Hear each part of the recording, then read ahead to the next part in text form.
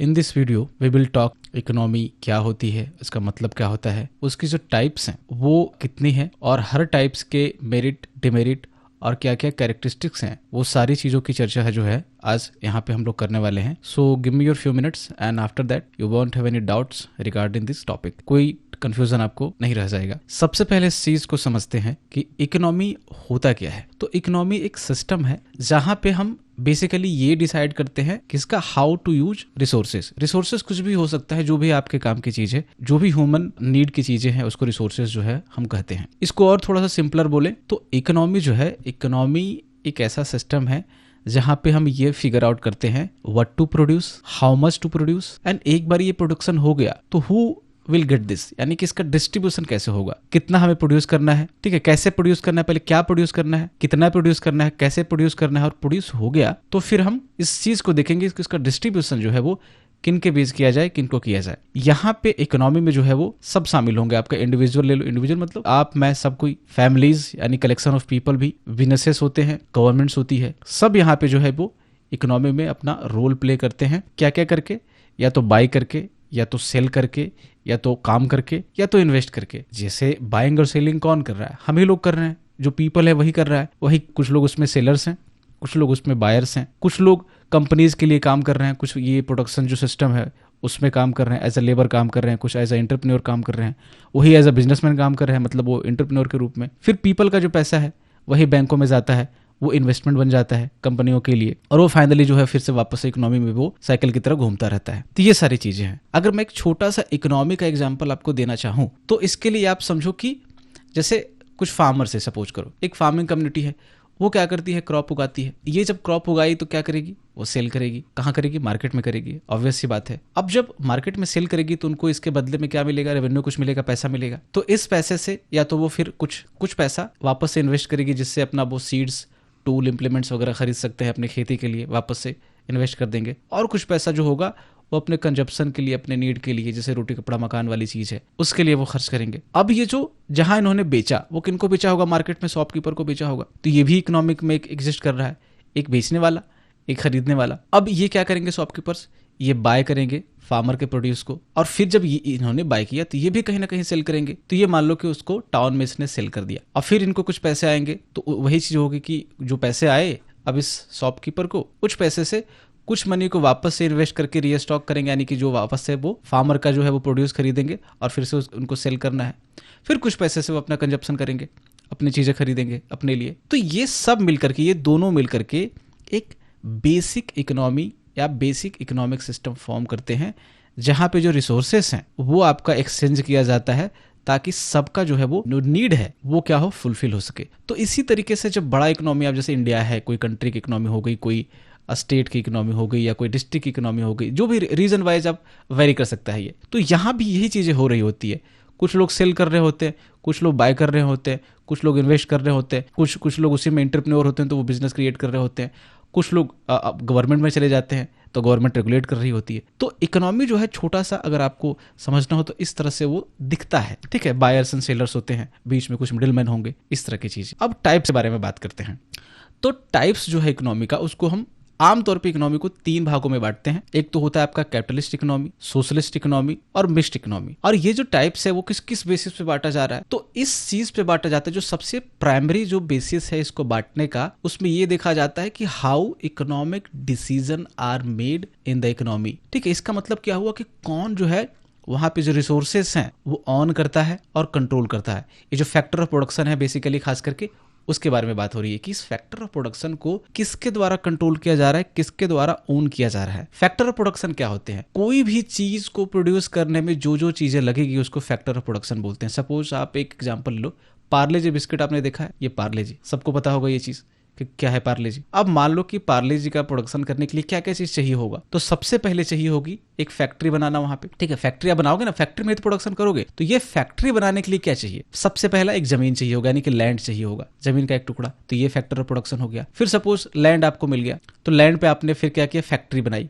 तो फैक्ट्री बनाने के लिए उस पर मशीनें चाहिए, इंफ्रास्ट्रक्चर चाहिए, उसके लिए क्या चाहिए होगा आपको, उसके लिए आपको चाहिए होगा कैपिटल, पूंजी चाहिए होगी, कैपिटल चाहिए होगा, तो आपने कैपिटल भी जुगाड़ कर लिया। अब सपोज करो कि फैक्ट्री भी बन गई, उसमें मशीन मशीनें आ गई, तो मशीनों को चलाने वाला, उसमें काम करने वाला कोई चाहिए, तो आपको लेबर्स चाहिए होंगे। और फिर जिसने इसको बनाया है, जिसका पूरा का पूरा इसको आइडिया होगा, जिसने इसको पूरा ऑर्गेनाइज किया है, वो भी तो कोई होगा। उसको क्या बोलेंगे हम लोग? उसको एंटरप्रेन्योर बोलते हैं, बिजनेसमैन बोलते हैं। तो उसकी जो एक्सपर्टीज है उसको हम लोग एंटरप्रेन्योरशिप बोलेंगे। तो यानी एक इस पार्ले जी के प्रोडक्शन के लिए ये 4 चीजें चाहिए थी, या किसी भी चीज के लिए की प्रोडक्शन के लिए, सर्विस हो या गुड्स हो, ये 4 चीजें चाहिए होती है, जिसको हम लोग फैक्टर ऑफ प्रोडक्शन जो है बोलते हैं। इसी फैक्टर ऑफ प्रोडक्शन के कंट्रोल के हिसाब से कि कौन ये डिसीजन ले रहा है कि कैसे चीजें क्या बनेगी, या फिर ये फैक्टर ऑफ प्रोडक्शन को कौन ऑन कर रहा है, कौन कंट्रोल कर रहा है, इसके बेसिस पे इकोनॉमी को 3 भागों में बांटते हैं। एक कम्युनिस्ट इकोनॉमी भी होती है सॉरी, तो वो इसी में आपका सोशलिस्ट इकोनॉमी का एक पार्ट हिस्सा है वो, ठीक है,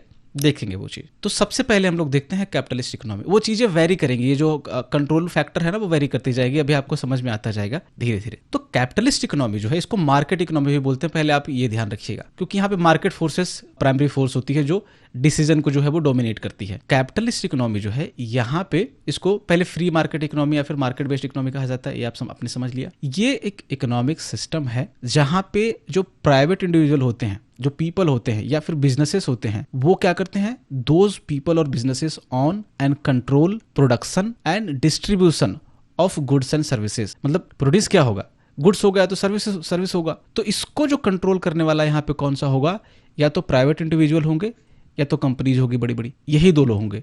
यहाँ पे इंस्टीड ऑफ गवर्नमेंट, मतलब गवर्नमेंट की जगह पे क्या प्रोड्यूस करना है और कैसे इसको प्रोड्यूस को डिस्ट्रीब्यूट करना है, ये गवर्नमेंट ना डिसाइड करके ये मार्केट फोर्सेस डिसाइड करेंगी। और मार्केट फोर्सेस क्या होते हैं, 2 चीजें होती है मार्केट फोर्सेस में, सप्लाई होता है और डिमांड होता है। मतलब जिन चीजों की डिमांड होगी उसी चीज की जो है वो सप्लाई की जाएगी। जहां प्रॉफिट होगा उसी का प्रोडक्शन होगा। सपोज इकोनॉमी में मोबाइल्स की डिमांड ज्यादा है, इकोनॉमी में किसी टेक्नोलॉजी की डिमांड ज्यादा है, तो जिस चीज की डिमांड होगी अगर वहां प्रॉफिट है तो उसी का प्रोडक्शन ज्यादा होगा। तो ये किस कौन डिसाइड करेगी, गवर्नमेंट नहीं, ये डिसाइड करेगा आपका ये जो प्राइवेट इंडिविजुअल है या फिर बिजनेसेस हैं, वो डिसाइड करेंगे कि उनको क्या बनाना है। गवर्नमेंट इसमें अपना योगदान बहुत ज्यादा नहीं देगी। Getting my point. और प्राइमरी गोल जो होगा कैपिटलिस्ट इकोनॉमी का या कैपिटलिज्म का, कैपिटलिस्ट इकोनॉमी का जो प्राइमरी गोल होता है वो होता है profit. Profit is biggest thing in capitalist economy. और इसी प्रॉफिट के लिए पूरा मारामारी होगा, हर कंपनी के बीच कट टू कट कंपटीशन होगा और हर कोई अपना प्रोडक्ट बेहतर बनाना चाहेगा, जिसके कारण वो इनोवेट करेगी अपने प्रोडक्ट में। यानी कि यहाँ पे इनोवेशन का बहुत ग्रेट स्कोप होगा। जब इनोवेशन बहुत अच्छा खासा होगा, कंपटीशन अच्छा खासा होगा, तो प्रोडक्ट जो है वो यहाँ पे इफिशिएंट भी बहुत ज्यादा होगा। हर कोई चाहेगा कि अच्छा प्रोडक्ट बना ले, ठीक है। और भी फायदे होंगे इसके। और क्या क्या चीजें होती है, एग्जाम्पल से पहले आप समझो। सपोज करो कि एक स्मार्टफोन मैन्युफैक्चरर है एक कैपिटलिस्ट इकोनॉमी में। यूएसए, आपको एग्जांपल देता हूं कि यूएसए जो है वो कैपिटलिस्ट इकोनॉमी है, विश्व का जो है वो ये सबसे परफेक्ट एग्जांपल है कि कैपिटलिस्ट कंट्री कौन सी है विश्व में। सिंगापुर हो गया, यूएसए हो गया, देखेंगे एग्जांपल अभी आगे हम लोग, पर यहाँ पहले बता देता हूँ ताकि एक दिमाग में रहे चीज। तो सपोज करो कि यूएसए का कोई मैन्युफैक्चरर है जो स्मार्टफोन बनाता है और वो ऑपरेट कर रहा है वहां पे। तो ये क्या करेगा, देखो पहले तो ये कंपनी प्राइवेटली ऑन होगी, गवर्नमेंट को इससे कोई लेना देना नहीं है, और ये कंपीट करेगी अदर ब्रांड से। सपोज एप्पल है तो एप्पल के साथ कुछ और ब्रांड होंगे, माइक्रोसॉफ्ट होगा, वही फोन बना रही है, नोकिया है, हालांकि नोकिया उधर, बट वहां पे होगी एप्पल, वीवो, ये सब हो सकता है कि वो भी हो वहां पे। एक समझने के लिए मैं बता रहा हूँ आप। तो अदर ब्रांड के साथ वो कंपीट करेगी और इसके हिसाब से चूंकि यहाँ पे कंपटीशन है, वो कंपीट कर रही है, तो प्राइसेस को वो इस तरह से सेट करेगी ताकि कंज्यूमर जो है वो, मतलब कंज्यूमर जितना विलिंग टू पे है, मतलब कंज्यूमर जितना पे करना चाह रहा है उसके हिसाब से प्राइसेस डिसाइड होगी, ना कि वो अपने हिसाब से कर लेगा। सपोज करो कि उसने पूरा R&D किया, एक अच्छा एकदम परफेक्ट फोन उसने बनाया जिसकी कीमत है 5 लाख रुपीस। क्या इसको कस्टमर खरीदेगा? नहीं खरीदेगा। तो कंपनियां आमतौर पे क्या करती है कि पहले एक यूजर सर्वे करवाती है, जिसमें उसको पता चलता है कि परचेजिंग पावर जो जिस कस्टमर सेक्शन को, जो कंज्यूमर सेक्शन को वो टारगेट कर रही है, जिस कस्टमर को टारगेट कर रही है, उसका परचेजिंग पावर क्या है, कितना वो पे करने के लिए विलिंग है। उसके सपोज करो कि 20,000 पे करने के लिए विलिंग है, कि 20,000 के आसपास वो पे करेगी उस फीचर के लिए, तो वो उस हिसाब से फिर प्राइसेस सेट करेंगी। तो कंज्यूमर के हिसाब से यहाँ पे प्राइसेस सेट होगी। नहीं तो क्या होगा कि फिर कंपीट ही नहीं कर पाएगा। अगर एप्पल बना रही है 20,000 पे और यहाँ पे कोई और कंपनी आकर के वो 50,000 का फोन बना ले, तो एप्पल यहाँ पे बाजी मार लेगा, क्योंकि कंपटीशन ज्यादा है। तो कोई भी कंपनी नहीं चाहेगी कि प्राइसेस को बहुत ज्यादा सेट किया जाए। उसके बाद अगर डिमांड बढ़ती है, सपोज करो ये स्मार्टफोन की डिमांड बढ़ रही है, तो कंपनी क्या करेगी कि इसके प्रोडक्शन को बढ़ाना चाहेगी, और प्रोडक्शन को बढ़ाने के लिए ये इन्वेस्ट करेगी बेटर टेक्नोलॉजी में, बेटर इंफ्रास्ट्रक्चर में, ये सारी चीजें, ताकि उनका प्रॉफिट जितना उसका सेल होगा उतना उसका प्रॉफिट होगा। और इस सेल को बढ़ाने के लिए क्या करेगी, वो प्रोड्यूस ज़्यादा करेगी ताकि ज़्यादा प्रॉफिट हो, इसके लिए वो इन्वेस्ट करेगी टेक्नोलॉजी में, इनोवेशन में। तो इसके कारण क्या होगा कि कस्टमर के पास बहुत वाइड वैरायटी ऑफ प्रोडक्ट या वाइड रेंज ऑफ चॉइसेस जो है वो अवेलेबल होगी और बेटर क्वालिटी प्रोडक्ट होगा, क्योंकि कंपटीशन अच्छा है, इनोवेशन अच्छा है यहाँ पे। ओके, सो ये चीजें होगी यहाँ पे, ये मैंने एग्जांपल दिया। अब समझते हैं कि इसके फीचर्स क्या हैं, कैरेक्टरिस्टिक्स क्या है कैपिटलिस्ट इकोनॉमी के। तो पहला तो यहाँ पे प्राइवेट ओनरशिप होगा, यानी कि जो इंडिविजुअल्स होंगे, पब्लिक जो यहाँ की होगी और बिजनेसेस होंगे, वो प्राइवेट प्रॉपर्टी को या रिसोर्सेज को जो है वो ऑन करेगी। कभी भी उसका जब मन हो, उसके पास ये फ्रीडम होगा कि उसका जब चाहे उसका यूज करेगी। वो उसको सेल करना होगा तो वो सेल कर सकती है, लीज पे देना होगा तो लीज पे दे सकती है, जैसे उसको अपने हिसाब से उस असेट को खरीद बेच सकती है। ये पूरी तरह से जो है वो उसका है, यानी कि प्राइवेट प्रॉपर्टी का यहाँ पे कॉन्सेप्ट होगा, जो कि हम देखेंगे कि स्टेट इकोनॉमी या सोशलिस्ट इकोनॉमी में वो लैक करेगा। ये चीज होता है बट लिमिटेड होता है, गवर्नमेंट का कंट्रोल वहां पे आ जाएगा। दूसरा क्या है कि यहाँ पे जो मोटिव होगा, मेन मोटिव क्या होगा, प्रॉफिट होगा, यानी कि driving factor, main motivation profit है यहाँ पे। और यही बिजनेसेस को, ये प्रॉफिट जो फैक्टर है, ये बिजनेसेस को इंक्रीज करेगी इनोवेशन के लिए, ताकि उसका कॉस्ट कट हो सके। और जब एक बारी कॉस्ट कट होगा तो प्रोडक्ट इफिशिएंट और होगा, ठीक है, प्राइसेस के हिसाब से इफिशिएंट होगा और कंज्यूमर नीड के हिसाब से ये और ज़्यादा सूटेबल होगा। इससे क्या होगा कि इसका प्रॉफिट जो है वो और बेटर होगा। तो प्रॉफिट मोटिव और प्राइवेट ओनरशिप। तीसरा क्या है, कंपटीशन यहाँ पे काफ़ी ज़्यादा होता है, हर कोई जो है वो कम्पीट कर रहा होता है ताकि ज़्यादा से ज़्यादा कस्टमर एक्वायर कर सके वो कंपनी। जैसे अब स्मार्टफोन की जैसे बात हुई तो एप्पल चाहेगा कि मैं ज़्यादा से ज़्यादा कंज्यूमर जो है वो एक्वायर कर लूँ, आपका माइक्रोसॉफ्ट चाहेगा कि मैं ज़्यादा से ज़्यादा कंज्यूमर एक्वायर करूँ, तीसरी कंपनी होगी वो ज़्यादा से ज़्यादा चाहेगी, Xiaomi चाहेगी कि मैं ज़्यादा करूँ, सैमसंग चाहेगी कि मैं ज़्यादा करूँ। तो इसके लिए क्या होगा कि कंपटीशन होगा, और कंपटीशन होगा तो प्राइसेस जो है यहाँ पे रीजनेबल होगी, बहुत ज़्यादा जो है हायर प्राइसेस आपको नहीं देखने को मिलेगी।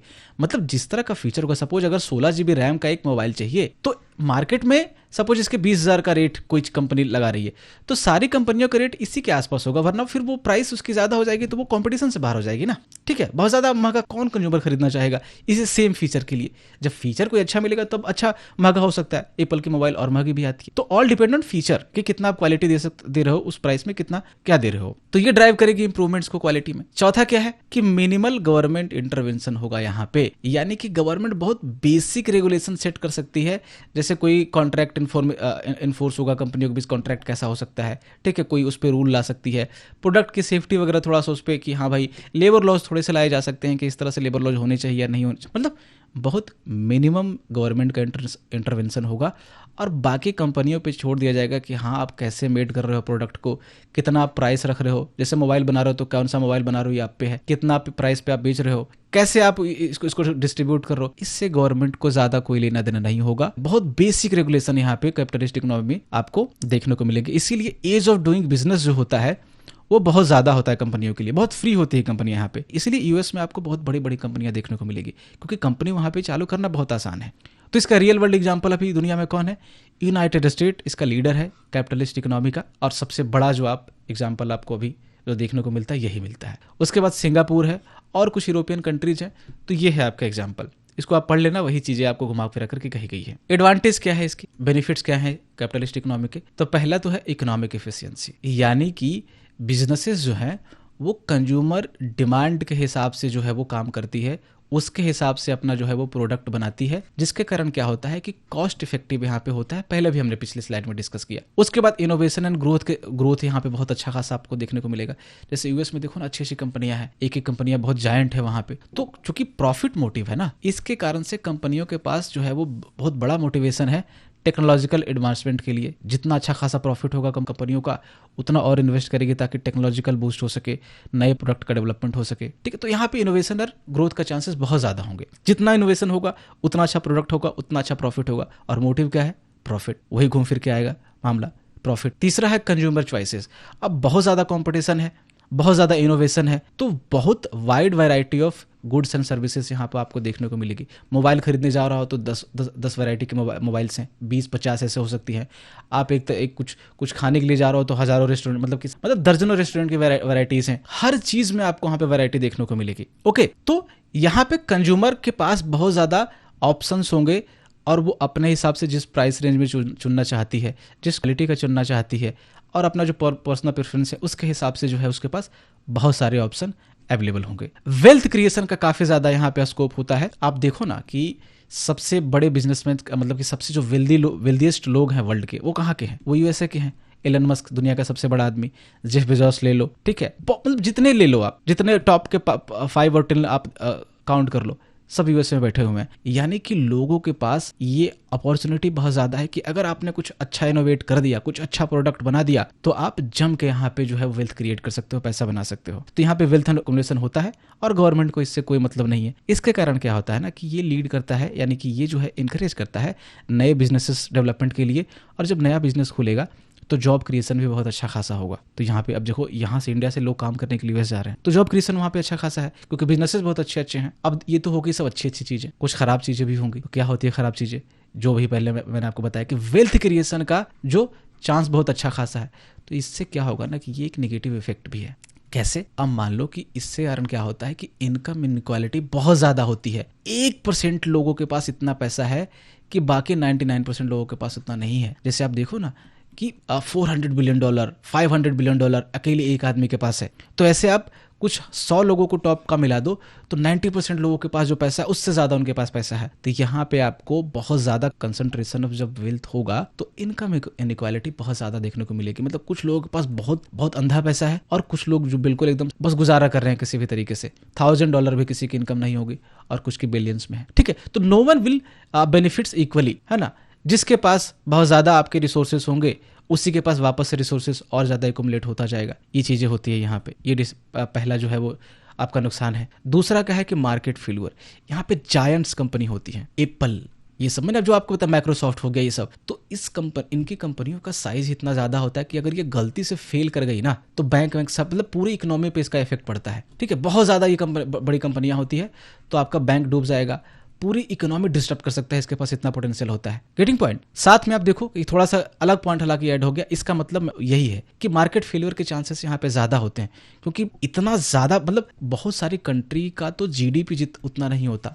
ट्रिलियंस ऑफ डॉलर आपका मार्केट वैल्यूएशन है एप्पल का, अकेले सिर्फ एप्पल का। उतने तो जीडीपी नहीं है बहुत सारे कंट्रीज का, आप मिला दो तब नहीं है। तो अगर ये फेल हुआ एप्पल या ऐसे एक दो कंपनियां फेल हो गई तो पूरी इकोनॉमी डिस्ट्रप्शन के चांसेस हैं, जिसके कारण क्या है कि पूरे मतलब रिसेशन में घुस सकती है इकोनॉमी। 2008 में यूएसए में क्या हुआ, लेमन ब्रदर का क्राइसिस आया। एक कंपनी फेल हुई थी और उसका एकदम चेन इफेक्ट हुआ और बहुत सारी कंपनियां उसमें समाती चली गई, ठीक है। और इसके साथ क्या हो सकता है कि एक फेलियर और क्या होता है कि जो सर्टेन गुड्स एंड सर्विसेज है जो एसेंशियल है पब्लिक के लिए, जैसे पब्लिक ट्रांसपोर्ट हो गया, इन्वायरमेंट प्रोटेक्शन, जहां तक सेफ्टी मेजर्स इन्वायरमेंट को सेव करने के लिए जो लिए जाने चाहिए थे, क्योंकि यहाँ पे इनोवेशन करने के बाद प्रॉफिट के बहुत कम चांसेस है, सफिशिएंट प्रॉफिट यहाँ पे जनरेट नहीं हो पाता है, इसलिए कंपनियां इस पे बहुत ज़्यादा ध्यान ही नहीं देगी, जिसके कारण ये सारे सेक्टर जो है ना वो अंडर प्रोवाइडेड होते हैं या फिर नेग्लेक्टेड होते हैं। तो लोगों को इससे थोड़ा सा नुकसान होता है, ठीक है। तो यहाँ पे बहुत ज़्यादा जो है रूरल इंफ्रास्ट्रक्चर पे कंपनियां हो सकता है ध्यान ना दे। जैसे अगर माइक्रोसॉफ्ट का बहुत ज़्यादा बेनिफिट नहीं है ना कि वो रूरल इलाके में जाकर के कंपनी अपना वो ऑफिस खोले, या बैंकों को हो सकता है कि मार्केट एरियाज में, अर्बन एरियाज में ज़्यादा प्रॉफिट हो रहा होगा बैंकों को खोलने में, तो रूरल में वो क्यों जाए। सारा मोटिव प्रॉफिट का है, प्रॉफिटेबल नहीं होगा तो वो नहीं जाएंगे, ठीक है। तो इसके कारण रूरल एरिया अंडर सर्व हो सकता है, वहाँ पे ज़्यादा सर्विसेज नहीं हो सकती है। तो ये एक डिसएडवांटेज है। इकोनॉमिक इनस्टेबिलिटी आ सकती है, वही चीज़ें मैंने आपको बताया कि बहुत जल्दी जो है यहाँ पे, अब जैसे क्या है ना कि एज ऑफ डूइंग है आपका बहुत ज़्यादा, तो कंपनियां बहुत आसानी से यहाँ पे खुल सकती है। और कभी कभी क्या होता है कि बूम बहुत जल्दी आता है, जैसे .com बूम आया था 2000 के आसपास, यानी कि एक एक कंपनी के नाम में सिर्फ .com लग जाने के बाद उसकी वैल्यूएशन दो गुना 3 गुना चली जाती थी, ओवरनाइट हो जाता था ये चीज़। सोचो ओवरनाइट कितना प्रॉफिट वो कमा लिया होगा, नहीं, सिर्फ हाइप क्रिएट हो गया था। इसको बबल बोलते हैं, इकोनॉमिक लैंग्वेज में इसको बबल बोलते हैं। तो बबल .com बबल क्रिएट हुआ था, जो ब्रस्ट हुआ 2-3 सालों के बाद ही ब्रस्ट हो गया। और ये जब ब्रस्ट किया तो पूरा मुंह के बाहर गिरी आपका यूएस इकोनॉमी, बिल्कुल। तो इसके कारण क्या होता है, इकोनॉमिक इनस्टेबिलिटी होती है। और जब मुंह के बाहर गिरी तो कई सारी कंपनियां बंद हुई। जब कंपनियां बंद होगी तो लोगों का ले ऑफ होगा, लोग निकाले जाएंगे, अनएम्प्लॉयमेंट बढ़ेगा, फाइनेंशियल क्राइसिस आएगी। जैसे आपका 1930 में 1929 में हुआ था ये ग्रेट डिप्रेशन जो यूएस में आया था 1930s में, मतलब वो चला कई सालों तक। उसके बाद 2008 में मैंने आपको जो लेमन ब्रदर क्राइसिस वाली बात कही, तो ये सारी चीजें होगी। तो इसके चांसेस हमेशा रहते हैं इकोनॉमिक इनस्टेबिलिटी के, और मार्केट फेलियर के चांसेस वहां पे ज्यादा होते हैं। शॉर्ट टर्म फोकस होता है कंपनियों का यहाँ पे। अब चूंकि देखो मोटिव प्रॉफिट है, तो जहां पे अगर अभी जैसे अभी जहां पे पैसा बन रहा होगा अगले 2-3-4 सालों में कंपनियां वहां पे घुस जाएगी, तो ये बहुत लॉन्ग टर्म गोल को जो है वो ज़्यादा फोकस नहीं करती है, शॉर्ट टर्म गोल को ही वो प्रायोरिटी पर रखती है, शॉर्ट टर्म गेन्स को प्रायोरिटी पर रखेगी वो। और सस्टेनेबिलिटी इससे क्या होता है कि इंश्योर नहीं हो पाता है। जब बहुत ज़्यादा लंबा व्यू रखते हो 50 साल का 60 साल का, तो क्या होता है कि जो आप सस्टेबल कंपनी जो है वो बिल्ड कर पाते हो। आप इन कैपिटलिस्ट कंपनियों में मतलब कि कंट्रीज में देखोगे 5-6 साल में कंपनी अब जो है वो आती है, बंद हो जाती है और उसी में वो कमा करके अच्छा खासा निकल जाती है। क्यों?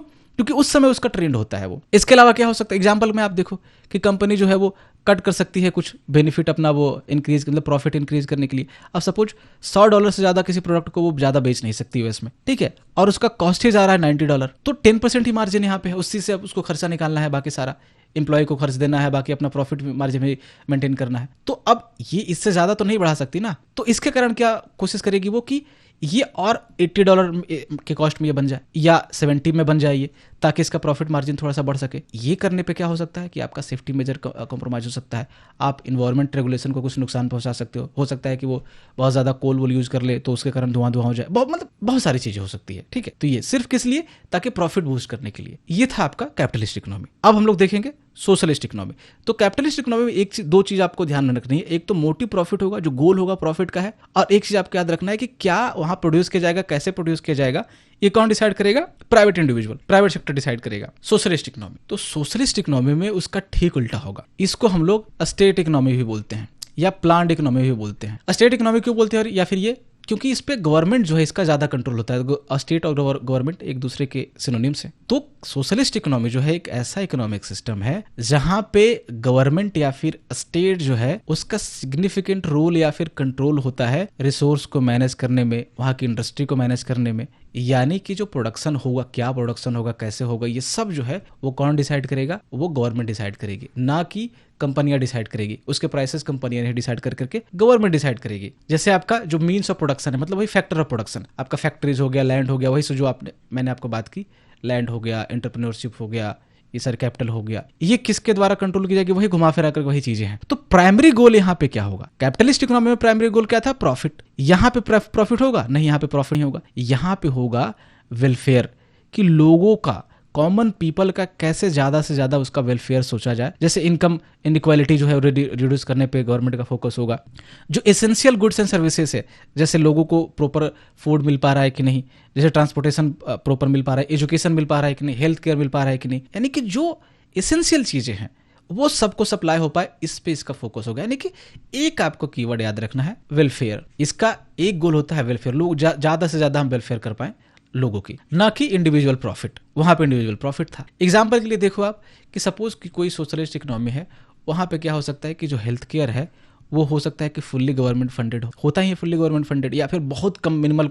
तो आप जब जाएंगे, कोई भी पब्लिक वहां पे जाएगी, तो या तो उसका इलाज फ्री होगा, या तो अगर चार्जेस भी होंगे तो बहुत मिनिमल चार्जेस होंगे, ₹1 में ₹2 में, ऐसे मतलब इंडिया में भी है ना, इंडिया सोशलिस्ट इकोनॉमी नहीं है, मिक्स्ड है, हम सब बात करेंगे उस पर। बट इंडिया में इसके लक्षण है, इसके भी फीचर्स है, कैपिटलिस्ट इकोनॉमी फीचर है, अभी बात करेंगे, इस पर मिक्स नहीं करते उसको। तो कहने का मतलब ये है कि यानी इसेंशियल चीज है हेल्थ केयर, तो गवर्नमेंट क्या करेगी? इसको फ्री कर देगी। हॉस्पिटल्स क्लिनिक्स जो होंगे वो स्टेट के द्वारा ऑन किए जाएंगे, मतलब इस पे किसकी ऑनरशिप होगी? गवर्नमेंट की ऑनरशिप होगी, राज्य की ऑनरशिप होगी, सरकारी हॉस्पिटल्स होंगे वहां पे। और इसके जो डॉक्टर्स होंगे इनको सैलरी कौन देगा? गवर्नमेंट देगा, ना कि प्राइवेट कंपनियां देगी। ताकि मतलब ये इंश्योर करना चाहेगी कि सबको जो है वो मेडिकल केयर की फैसिलिटी मिल पाए, गरीब हो अमीर हो सबको, बिना इस बात के झंझट के कि उसका इनकम लेवल कितना है। कोई अगर बहुत कम कमा रहा है तो भी उसका इलाज बहुत अच्छा, मतलब कि उसी हॉस्पिटल में हो, कोई बहुत ज़्यादा कमा रहा है तो भी वो उसी हॉस्पिटल में, सबके लिए जो है वो यहाँ पे हेल्थ केयर इंश्योर करने की कोशिश की जाएगी। इसके फीचर्स देख लो, कैरेक्टरिस्टिक्स देख लो कि क्या होता है। पहला है कि वहां पे जैसे प्राइवेट ओनरशिप था, यहाँ पे पब्लिक ओनरशिप होगा, यानी कि गवर्नमेंट ओनरशिप होगा। गवर्नमेंट यहाँ ऑन करेगी या फिर कम्युनिटी ऑन कर सकती है, कि आपका जो लैंड होगा हो सकता है वो कम्युनिटी ऑन कर रही होगी, आपके रिसोर्सेज होंगे वो कम्युनिटी ऑन कर रहे होंगे, या तो गवर्नमेंट ऑन कर रहा होगा। की इंडस्ट्रीज, नेचुरल रिसोर्सेज, ये सब जो है वो कौन ऑन करेगा? पब्लिक ऑन करेगा, मतलब कि ये गवर्नमेंट ऑन करेगी उसको। सेंट्रलाइज प्लानिंग होगी, यानी कि जैसे आमतौर पर स्टेट लेवल पे या फिर सेंट्रल लेवल पे यहाँ पे चीजों को डिसाइड किया जाएगा कि क्या प्रोड्यूस करना है, कितना प्रोड्यूस करना है, और जो प्रोडक्शन हो गया उसको लोगों के बीच कैसे डिस्ट्रीब्यूट करना है, किस प्राइस पे डिस्ट्रीब्यूट करना है, ये सब डिसीजन किस लेवल पे लिया जाएगा? एक सेंट्रलाइज अथॉरिटी होगी, वो डिसीजन लेगी। इसीलिए इसको प्लान्ड इकोनॉमी बोलते हैं हम लोग, ठीक है। और बाकी भी और रीजन से, जैसे उसमें जो 5 ईयर प्लान था इस कारण से उसको बोला जाता था, बहुत सारी चीजें हैं, नाम बस आपको सिनोनिम्स याद रखने हैं इसके, प्लान्ड स्टेट और आपका सोशलिस्ट इकोनॉमी। तो ये सेंट्रल अथॉरिटी के द्वारा जो है वो डिसाइड किया जाता है कि क्या बनेगा, कैसे बनेगा, ना कि मार्केट फोर्सेस के द्वारा। मार्केट फोर्सेस क्या थे? सप्लाई एंड डिमांड, जो कैपिटलिस्ट इकोनॉमी में डिसाइड करते हैं कि जितना डिमांड होगा जिस चीज का, जितना प्रॉफिट होगा जिसमें, उसको करेंगे। यहाँ पे नहीं, यहाँ पे क्या इसेंशियल है, क्या पब्लिक के लिए जरूरी है, उस पर फोकस ज्यादा किया जाएगा, प्रॉफिट पे नहीं। और क्या है फीचर इसके? Equal distribution of wealth. वहां पे क्या था कि कंपनियों के पास बहुत ज्यादा मौके थे वेल्थ कमाने के, वेल्थ कंसंट्रेशन का चांसेस बहुत ज़्यादा था, एक आदमी के पास 500 बिलियन डॉलर का वेल्थ था वहाँ पे।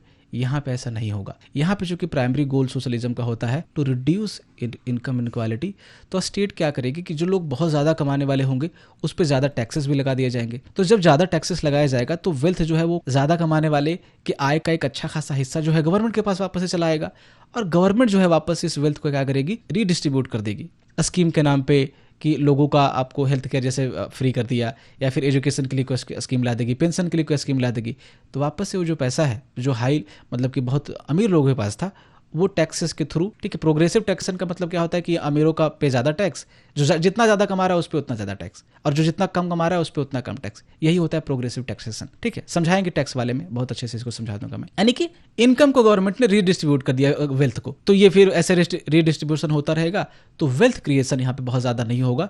इसलिए यहाँ पे इक्वल डिस्ट्रीब्यूशन ऑफ वेल्थ यहाँ पे देखने को मिलेगा। मतलब इक्वल तो नहीं होगा, बट बहुत ज़्यादा जो है ना ऊपर, मतलब कि ऐसा नहीं कि एक बहुत ज़्यादा कमा रहा है एक बहुत कम कमा रहा है, लगभग एक ऊपर नीचे, मतलब थोड़ा सा एक लेवल पे होगा। उसके बाद प्रोविजन ऑफ एसेंशियल सर्विसेज, यानी कि जो भी गवर्नमेंट यहाँ पे होगी वो आपका जो एसेंशियल सर्विसेज, जैसे आपका हेल्थ केयर हो गया, एजुकेशन हो गया, हाउसिंग हो गया, और बाकी जो सर्विस होगी, वो क्या करेगी? चाहेगी कि इसकी कॉस्ट बहुत कम हो या तो बिल्कुल नहीं हो।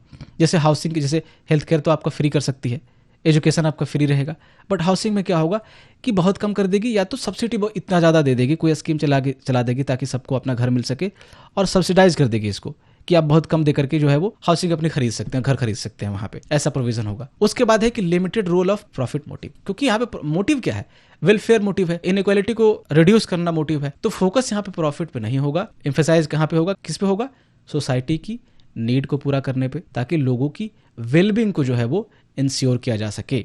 जैसे यहाँ पे हो सकता है कि ट्रांसपोर्टेशन में मैंने आपको बताया था कि कैपिटलिस्ट इकोनॉमी में ट्रांसपोर्टेशन पे ध्यान कंपनियां नहीं देगी। क्यों? क्योंकि उससे बेनिफिट, ये प्रॉफिट जनरेट नहीं हो रहा, लेकिन ट्रांसपोर्टेशन जरूरी है ना। तो यहाँ पे चाहे कंपनी जो है वो लॉस में ऑपरेट कर रही हो, लेकिन फिर भी गवर्नमेंट इसको कंटिन्यू जो है वो जारी रखेगी उसको रन करना, ताकि लोगों को सुविधा जो है वो पब्लिक ट्रांजिट की मिलती रहे। यहाँ पे ये मैटर नहीं करता कि लॉस में है या प्रॉफिट में है, ये मैटर करता है कि कितना एसेंशियल है लोगों के लिए। जैसे इंडिया में भी सोशलिस्ट इकोनॉमी के गुण है, तो रेलवे अभी तक घाटे में लेकिन चल रहा है, तो ऐसे ही सोशलिस्ट इकोनॉमी भी होगा। अब एडवांटेज क्या है इसके? देखो, तो इनकम इनइक्वालिटी यहाँ पे बहुत कम होती है। जैसे वही बताया कि डिस्ट्रीब्यूशन होता रहता है वेल्थ का, जितना ज्यादा लोग कमाएंगे टैक्सेस उस पर उतना ज्यादा हो जाएगा, तो वापस से वो पैसा घूम फिर करके जो है वो पुअर लोगों के पास आ जाता है, और इससे गैप जो होता है वो रिच और पुअर के बीच का वो नैरो होता है, बहुत ज्यादा वाइड नहीं होता। Universal access of basic needs होगी, यानी कि हेल्थ केयर, आपका एजुकेशन, ये सबको मतलब कि फ्री रहेगा, या फिर बहुत कम पैसे पे जब मिलेगा तो गरीब हो चाहे अमीर हो फर्क नहीं पड़ता, सब कोई उसका एक्सेस कर सकता है,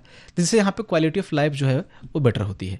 अगला एडवांटेज क्या है कि यहाँ पे इकोनॉमिक स्टेबिलिटी होगी। मैंने आपको बताया ना कि वेल्थ क्रिएशन बहुत ज्यादा एक आदमी के हाथ में आए फिर एक कंपनी के पास नहीं रहेगा, तो ऐसा नहीं होगा कि जब एक कंपनी बहुत ज्यादा बड़ी नहीं होगी तो उसके फेल होने पे इकोनॉमी पे बहुत ज्यादा असर पड़ेगा नहीं। तो ऐसा नहीं कि एप्पल अगर डूब गई तो अमेरिका की पूरी इकोनॉमी हिल जाएगी, क्योंकि वो हिल सकती है क्योंकि वो इतनी बड़ी कंपनी है, लेकिन सोशलिस्ट इकोनॉमी में ऐसी कोई कंपनी बहुत बड़ी जायंट नहीं होती आमतौर पे, ठीक है। तो इसके कारण थोड़ा सा इकोनॉमी ये उससे ज्यादा स्टेबल होता है, अचानक से कोई डाउनट्रॉन इसमें नहीं आता, और लॉन्ग टर्म में यहाँ पे प्लानिंग होती है, तो वो भी एक फैक्टर होता है कि स्टेबिलिटी को मेंटेन करने के लिए। क्यों?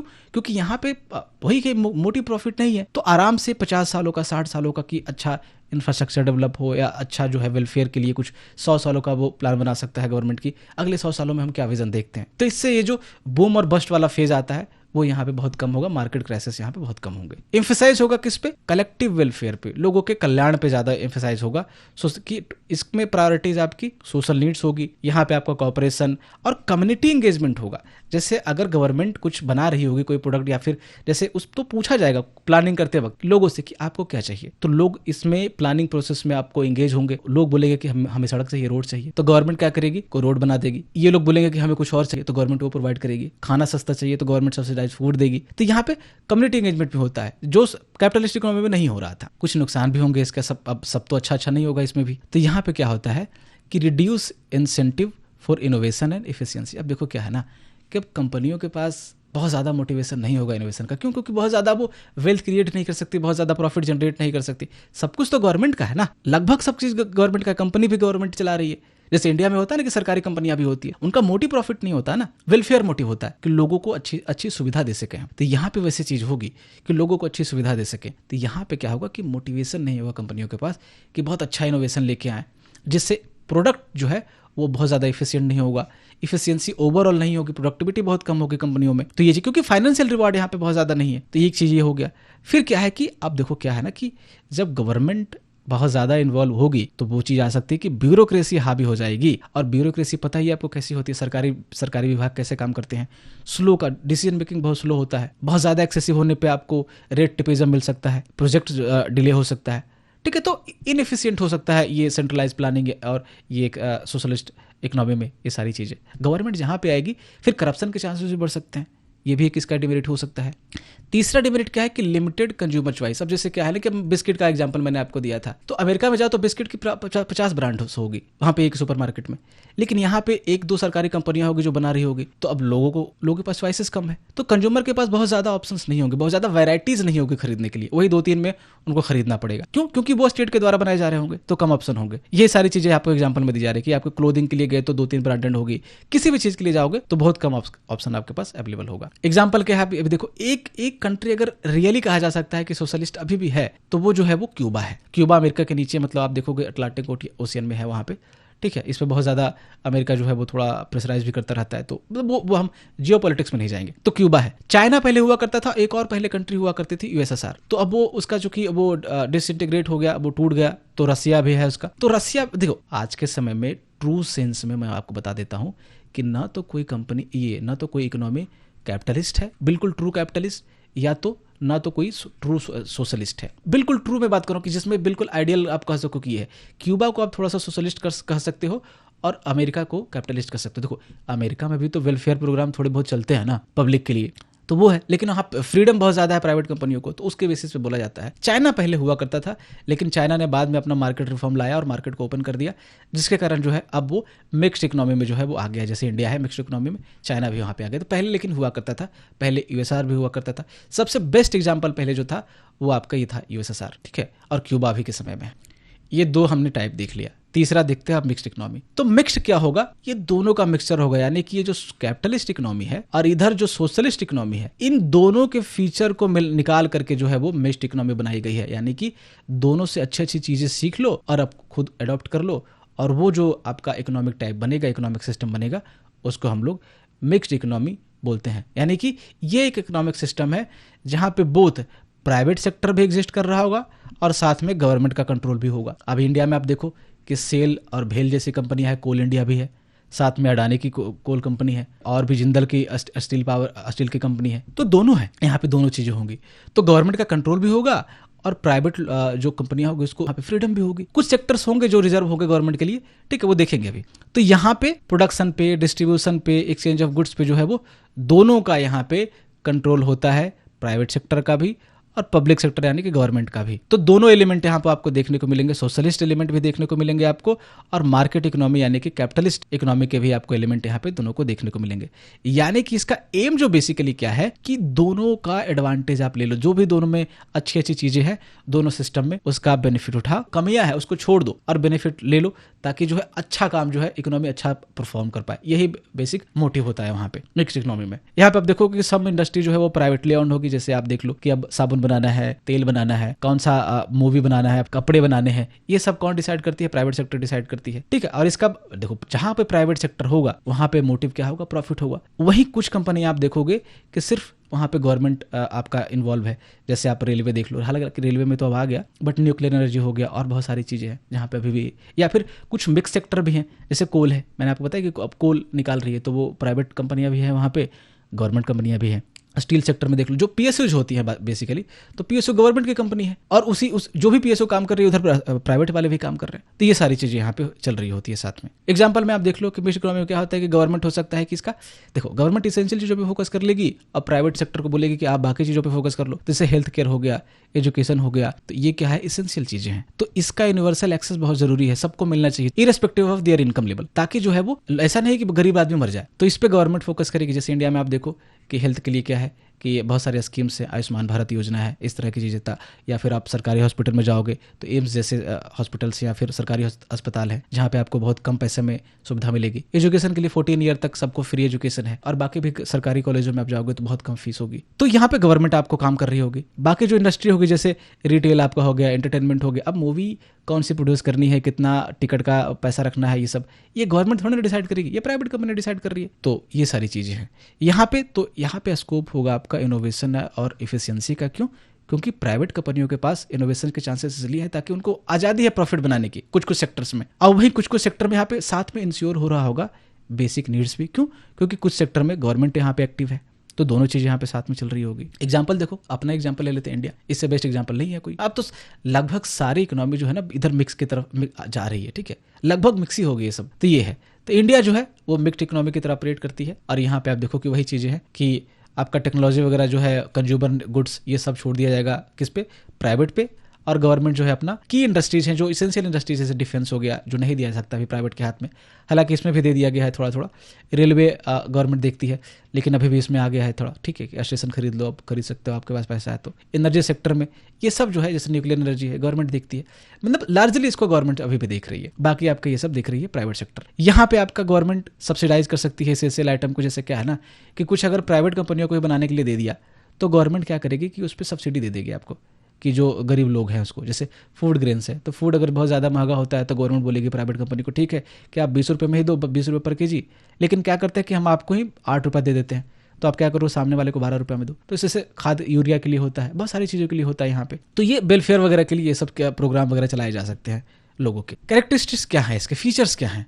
तो सबसे पहला यहाँ पे है कि मैंने आपको वहाँ पे बताया था, कैपिटलिस्ट में प्राइवेटली ऑन, वहाँ पे प्राइवेट ओनरशिप थी, सोशलिस्ट में आपका पब्लिक ओनरशिप थी। यहाँ पे क्या होगा, दोनों का होगा, प्राइवेट ओनरशिप भी है और मार्केट वाला भी है, मार्केट फोर्सेस भी यहाँ पे है, दोनों। तो यहाँ पे इंडिविजुअल और बिजनेसमैन जो है वो अपना जो है मेजॉरिटी ऑफ इंडस्ट्री उसमें इन्वॉल्व हो सकते हैं, अपना जो बिजनेस खोल सकते हैं। और प्राइवेट कंपनीज यहाँ पे उसके पास फेयर चांसेस होते हैं इनोवेशन के, टेक्नोलॉजीज, उसके प्राइसेस सेट करने के। अब मान लो कोई जियो ने प्रोडक्ट लॉन्च किया तो उसका अपना मन भाई कि जितना प्राइस सेट कर ले। या फिर आप किसी शोरूम में चले जाओ कपड़े का, तो वहाँ पे ऐसा नहीं है गवर्नमेंट बोलेगी कि इसको चलो 500 रुपये में दो, नहीं, उसके पास प्राइस सेट करने का पूरा अधिकार है, ठीक है। तो यहाँ पे वही है कि जब प्राइस सेट करने का, प्रॉफिट का स्कोप होगा तो इनोवेशन होगा और क्वालिटी अच्छी होगी, क्योंकि कॉम्पिटिशन भी होगा। जब जहाँ प्रॉफिट ज्यादा बनेगा ना तो कंपनियां भी ज्यादा उस सेक्टर में घुसेगी, और ज्यादा घुसेगी, कॉम्पिटिशन अच्छा होगा, इनोवेशन होगा और प्राइसेस जो है रीजनेबल होगी।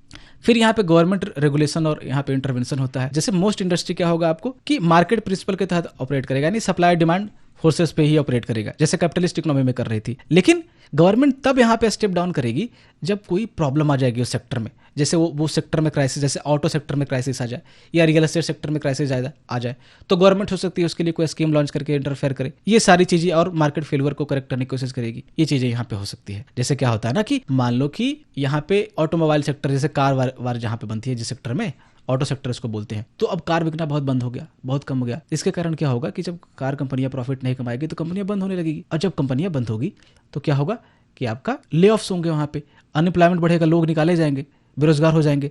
तब जब अब और कार इंडस्ट्री अफेक्ट करेगी आपका स्टील इंडस्ट्री को, ऐसी सारी बहुत सारी इंडस्ट्री जो है अफेक्ट होने शुरू हो जाएगी। तो कंपनी नहीं, इकोनॉमी जो है वो हो सकता है रिसेशन की तरफ बढ़ने लगे। तो गवर्नमेंट क्या कर सकती है कि कुछ स्कीम ला करके जो है वो लोगों को इनकरेज करेगी, या फिर इस सेक्टर के लिए कोई स्कीम ला करके उसको जो है वो उबारने की कोशिश करेगी। तीसरा क्या है कि पब्लिक गुड्स एंड सर्विसेज के फीचर होंगे यहाँ पे।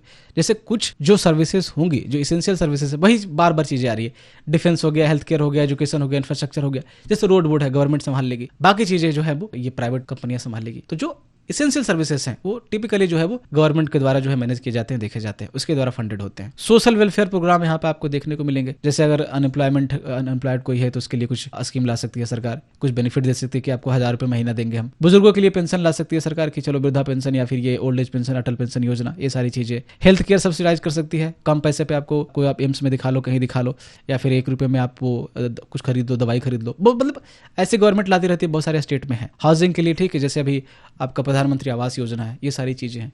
तो सोशल वेलफेयर प्रोग्राम यहाँ पे देखने को आपको मिलेंगे। फ्रीडम होगा विद ओवरसाइट होगा, यानी कि कंपनियों को बहुत ज्यादा फ्रीडम होगी, इंडिविजुअल को, बिजनेसेस को, लेकिन साथ में गवर्नमेंट आपका इस पे ध्यान भी देती रहेगी। दोनों चीजें यहाँ पे आपको देखने को मिल सकती है। फ्रीडम होगी तो क्या होगा, प्रॉफिट अच्छा बनेगा, प्रॉफिट बनेगा तो कंपनियां आएगी, कंपनी आएगी तो कंपटीशन होगा, तो ये चीजें होगी। ओवरसाइट होगा गवर्नमेंट की तरफ से, यानी कि गवर्नमेंट ध्यान देती रहेगी कि सेक्टर में क्या हो रहा है, तो जो कंज्यूमर होंगे उनके भी हित जो है, उनके भी इंटरेस्ट जो है वो प्रोटेक्टेड रहेंगे, गवर्नमेंट अगर ध्यान देती रहेगी तो। एडवांटेज क्या है इसके, तो एक बैलेंस स्थापित रहेगा किसके बीच, एक मार्केट फ्रीडम के बीच और गवर्नमेंट सपोर्ट के बीच, मतलब कि गवर्नमेंट कंट्रोल और मार्केट फ्रीडम, इन दोनों के बीच जो है वो एक बैलेंस जो है वो यहाँ पे रहता है, ताकि यहाँ पे फेयर चांसेस होते हैं, प्रॉपर चांसेस होते हैं इनोवेशन के भी, और इकोनॉमिक स्टेबिलिटी भी यहाँ पे दोनों मेंटेन रहती है। दोनों चीजें यहाँ पे साइमल्टेनियसली जो है वो चलती रहती है। जैसे क्या था ना, कैपिटलिस्ट इकोनॉमी में प्रॉब्लम क्या थी कि मार्केट फेलियर के चांसेस थे, सोशलिस्ट इकोनॉमी में क्या था कि इनोवेशन के चांसेस बहुत कम थे। यहाँ पे दोनों चीजें हैं, क्योंकि दोनों चीजें मेंटेन, यहाँ पे बैलेंस बिठाने की जो है वो कोशिश की गई है। फिर यहाँ पे इनइक्वालिटी जो है ये बहुत ज्यादा देखने को नहीं मिलेगा, क्योंकि यहाँ पे वेलफेयर स्कीम आपको देखने को मिलेंगे। प्रोग्रेसिव टैक्सेशन आपको यहाँ पे भी देखने को मिलेगा, जैसे जितना ज्यादा लोग कमाते हैं उतना ज्यादा उस पर टैक्स है यहाँ पे भी। तो वही चीज है कि फिर टैक्स लेगी गवर्नमेंट बहुत ज्यादा उस पर। अब देखो 1 करोड़ जो कमाता है उस पर 30% टैक्स है, आप उससे कम कमाते हो कम टैक्स है, तो जितना कमाओगे उतना टैक्स ले लेगी गवर्नमेंट आपको इनकम टैक्स के नाम पे, और वापस से उसी को स्कीम के जरिए, वेलफेयर प्रोग्राम के जरिए रीडिस्ट्रीब्यूट जो है वो उस पैसे को कर देगी, जिसके कारण जो है पैसा डिस्ट्रीब्यूट होता रहेगा। इनक्वालिटी पे ध्यान देती है गवर्नमेंट इसको रिड्यूस करने में, डीपीएसपी भी बोलता है। फिर यहाँ पे क्या है, फ्लेक्सिबिलिटी भी होती है और एडेप्टेबिलिटी भी होती है। क्या एडेप्टेबिलिटी का मतलब क्या होता है कि यहाँ पे क्या है कि जैसे जैसे कंडीशन चेंज होंगे ना, उसी तरीके से गवर्नमेंट क्या होता है कि अपना रूल रेगुलेशन को इंक्रीज करता है या फिर अपने इंटरवेंशन को ज्यादा या कम करता है। जैसे किसी सेक्टर में अभी कोई प्रॉब्लम है, किसी सेक्टर में मैंने आपको बताया, तो उसमें गवर्नमेंट हो सकता है इंटरफेयर ज्यादा करे। किसी सेक्टर में अभी सब कुछ अच्छा चल रहा है, तो वापस से क्या कर सकते हैं, गवर्नमेंट उसको वैसे ही मार्केट फोर्सेस पे छोड़ सकती है कि भाई ठीक है ये अच्छा कर रहा है तो इसको जैसे चल रहा है वैसे चलने दो। यानी कि जब इकोनॉमिक क्राइसिस होगी तो गवर्नमेंट क्या कर सकती है कि यहाँ पे पब्लिक स्पेंडिंग को क्या है, इंक्रीज कर सकती है। इसका मतलब क्या है कि वही मैंने आपको बताया ना कि इकोनॉमिक क्राइसिस में क्या होती है कि कंपनियां खड्डे में जाने लगती है, कंपनियां बंद होने लगती है। तो जब बंद होगा तो अनएम्प्लॉयमेंट बढ़ेगा, तो जब बेरोजगारी बढ़ती है तो लोगों की इनकम रिड्यूस हो जाती है। जब इनकम ही लोगों के पास नहीं है तो क्या खरीदेंगे, जब और नहीं खरीदेंगे तो जो एग्जिस्टिंग कंपनियां होगी उसके प्रोडक्ट नहीं बिकेंगे, जब उसके प्रोडक्ट भी नहीं बिकेंगे तो और कंपनियां बंद होगी और अनएम्प्लॉयमेंट जो है बढ़ेगा। एक तरह से चेन रिएक्शन हो जाएगा। तो इसको बेल आउट करने के लिए क्या करती है गवर्नमेंट, पब्लिक स्पेंडिंग प्रोग्राम लाती है कि आपका जैसे कार लोन आपको मिलेगा कि 1 लाख रुपए दो अपना कार घर ले जाओ, 10 लाख की कार, बहुत सारी स्कीम्स ले आएगी और पब्लिक के बीच जो है वो पैसा जो है वो आपका पंप करने की कोशिश करेगी। जब पब्लिक के पास पैसा आएगा किसी स्कीम के नाम पे, किसी और चीजों के नाम पे, तो वो क्या करेगा कि वापस से पब्लिक खरीदना शुरू करेगी प्रोडक्ट को। जब प्रोडक्ट को खरीदना शुरू करेगी तो कंपनियां जो है वो और प्रोडक्ट बनाना शुरू करेगी, कंपनियों की स्थिति अच्छी होगी। जब अच्छी होगी तो वो ग्रो करेगी और ग्रो करेगी तो फिर वापस से एम्प्लॉयमेंट क्रिएट होगा, नई नई कंपनियां आएगी यहाँ पे और वापस से इकोनॉमी क्या है वो नॉर्मल कंडीशन में फिर आ जाएगी। तो इस तरह से ये साइकिल जो है वो चलता रहता है, बीच में गवर्नमेंट अपना आती है और जैसे सिचुएशन होगा ना उसके हिसाब से ये चीजें होती रहेगी। इसीलिए बहुत ज्यादा ये सिस्टम फ्लेक्सिबल है और समय के साथ ही अडॉप्ट भी करता रहेगा। गेटिंग, यहाँ पे इनोवेशन को, एफिशिएंसी को जो है वो इंकरेज किया जाएगा। वही है कि प्रॉफिट मोटिव भी चूंकि यहाँ पे है, मेंटेन्ड है, तो ये चीजें यहाँ पे चलती रहेगी। कंपनियां आएगी अपना, क्योंकि प्रॉफिट बन रहा है तो बहुत सारी कंपनियां आएगी। ये चीजें हैं, इसको बहुत ज्यादा डिस्कस नहीं करते, आपको समझ में आ गया होगा। कुछ नुकसान भी होंगे इसके। अब दोनों का अच्छा चीज उठा भी तो लिया, लेकिन फिर भी कुछ ना कुछ तो नुकसान होंगे, हर चीज तो परफेक्ट नहीं होगा ना। तो यहाँ पे देखो रिस्क है ओवर रेगुलेशन के। अब गवर्नमेंट का यहाँ पे देखो इंटरफेयर है, तो फिर से वही चीज हो सकती है कि गवर्नमेंट आपका बहुत ज्यादा कहीं इंटरफेयर ना कर दे। पॉलिटिकल लोग आकर के, जैसे बैंकों में पॉलिटिकल इंटरवेंशन बहुत ज्यादा हो जाता है तो फिर वो बैंक डूब जाती है, तो उसके हिसाब से बिजनेस ग्रोथ आपका बहुत ज्यादा लो हो सकता है, इफिशियंसी आपकी लो हो सकती है, और ब्यूरोक्रेसी जब बहुत ज्यादा हावी हो जाएगी तो और बहुत सारी चीजें, करप्शन ये सब आ सकता है। Potential for inefficient public services, जैसे कुछ कंपनियां जो है, जैसे अभी जितनी पीएसयू है तो ये गवर्नमेंट के द्वारा ऑन्ड है, तो जब जैसे बीएसएनएल आपका हो गया, घाटे में चलती रहती है, रेलवे हो गया आपका, ये सारी चीजें, तो यहाँ पे जो है वो बहुत ज्यादा इफिशिएंटली वर्क नहीं करेगी। क्यों? क्योंकि वही है कि कंपटीशन इसको फेस नहीं करना पड़ता ना। अब BSNL डूबे या जाए, इससे इसके एम्प्लॉय की सैलरी पे क्या इफेक्ट पड़ेगा? उसको तो गवर्नमेंट निकाल भी नहीं रही है। जैसे प्राइवेट कंपनी में होता तो उसको निकाल बाहर किया जाता कि जब कंपनी ही के पास प्रॉफिट नहीं है तो सैलरी कहां से देगी, तो ले ऑफ होते हैं यहाँ पे। बट चूंकि यहाँ पे ले ऑफ नहीं होंगे तो एम्प्लॉय भी मस्त है, ठीक है, कॉम्पिटिशन इसको करना नहीं है, तो इसके कारण से इफिशियंसी बहुत कम होती है यहाँ पे। क्यों? क्योंकि आपका पब्लिक सर्विस है। और डिसएडवांटेज क्या है? Balancing between private and public interest. क्या होता है ना कि पॉलिटिकल माहौल होता है, ये चीज देखो, तो कॉन्फ्लिक्ट अराइज हो सकता है कि किस सेक्टर को, जैसे अब बिजनेस के अभी अपने से जो कंपनियां हैं उसके भी अपने अपने गोल्स हैं प्रॉफिट को लेकर के, कि इतना एक्सपेंशन करना, ये करना है। गवर्नमेंट के अपने अपने वादे होते हैं पब्लिक के बीच। इसके कारण क्या होता है कि किस सेक्टर को कितना जो है वो फ्रीडम दिया जाए, उसमें जो है जाकर के थोड़ा सा कॉन्फ्लिक्ट होता रहता है, और यहाँ पे ये टसल जो है हमेशा ये चलती रहेगी। डिफिकल्टी इन डिफाइनिंग रोल, वही चीज है कि जैसे किस सेक्टर में हम प्राइवेट सेक्टर को अलाउ करें, किस सेक्टर में प्राइवेट को अलाउ ना करें, इसके बीच में डिसाइड करने में बहुत ज्यादा प्रॉब्लम आती है। क्योंकि अब यहाँ पे क्या है कि पॉलिटिकल सिस्टम है, लोग नेताओं को चुन करके जाना है, तो उनको जनता के बीच आकर के जवाब भी देना है, तो उसके मूड को भी थोड़ा अच्छा रखना है पब्लिक का। तो जैसे क्या है ना कि रेलवे का विवाद चल रहा है कि रेलवे को कितना प्राइवेटाइज किया जाए, कितना नहीं किया जाए, प्राइवेट कंपनियों को इसमें घुसने दिया जाए कि नहीं दिया जाए, जिस पर विवाद चलता रहता है। तो ये सारी चीजें यहाँ पे रोल प्राइवेट सेक्टर का असाइन करने में डिफिकल्टी जो है यहाँ पे आती है। तो ये सारे आपके इकोनॉमी के टाइप्स थे। Thanks for watching.